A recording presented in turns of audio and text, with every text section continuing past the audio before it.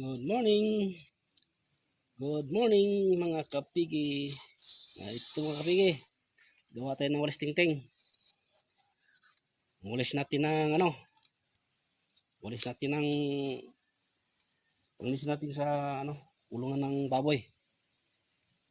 Mamaya pagdating ng mga biik natin, abay may panglinis tayo. Pangwalis. Ito, kapigi, gagawa ng walis tingting. Hindi na tayo bibili.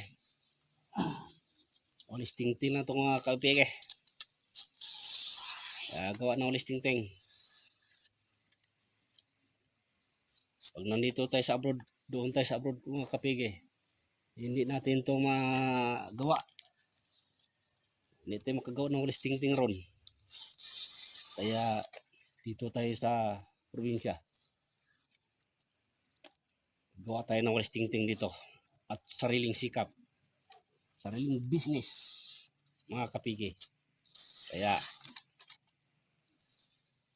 kabigi, kung nasa abroad ka man, abay, umpisa na tayo dito. Masarap nga kabigi pag nasa abroad. Tayo tagal-tagal din sa abroad, 15 years, pero wala pa rin kabigi. Ang importante mga kapigi na yung mga anak natin na patapos na pag-aral,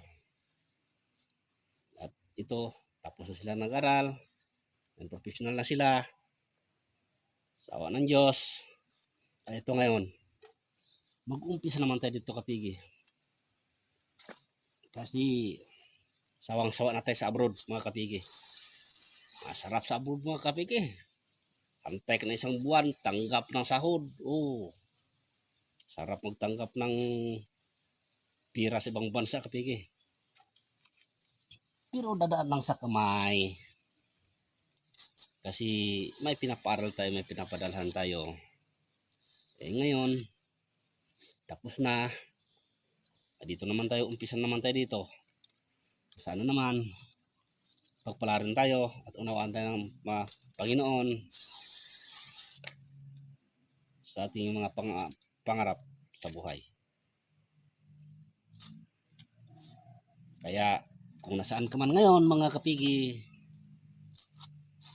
nasa abroad man o saan sa mundo, laban lang sa buhay mga kapigi.